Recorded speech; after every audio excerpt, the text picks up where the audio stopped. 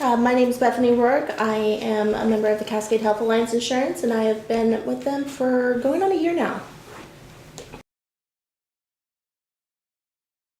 I went to the emergency department because I started having issues with fainting. My heart rate would spike and everything would go black, and I just dropped. It hit the point where I was doing it multiple times in a day, which is when my roommate decided she'd had enough and I was going into the doctor's. They did an EKG, heart rate was in the low 40s. It was somewhere between like 42 and 44. Went to the ER, stayed there for about 10 hours in the actual emergency room. They checked, they found a slow heart rate, but they weren't finding any abnormalities, irregularities. They took me in for x-ray, and everything was clear on that, and then they decided to admit me for observation and telemetry. So they moved me over there. I was put onto a full heart monitor, vitals wasn't every hour, but it felt like every hour. They kept checking. They noticed that it was slow, still no difference. So second day in, I had an echocardiogram. Still with the vitals.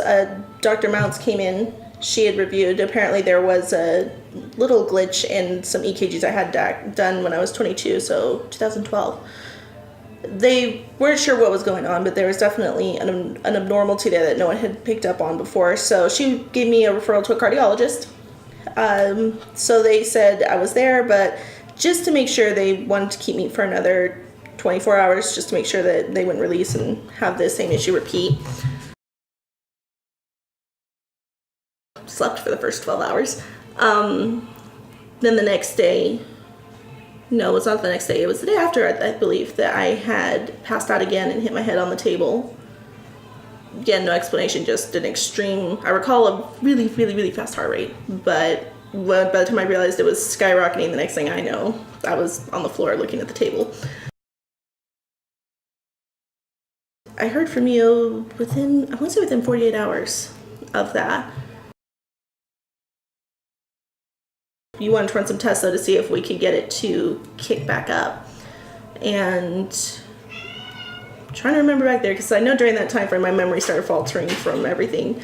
But you did an EKG first, and you just wanted to see, and I actually had it where I went from laying to standing, and it jumped almost 100 beats in less than a minute. And so when I went in and saw Dr. Seifel, he was able to look at it, and he agreed with you that it was POTS, and most likely caused partly by my medication, mini press. I got compression stockings, and those started helping to keep the blood from pooling, so I didn't have to worry about losing it as soon as I stood up first thing in the morning. And those worked, and then I got off the mini press, which in turn finished taking out most of the symptoms. So now I don't have to take either drug, which is really nice. No more side effects from either one.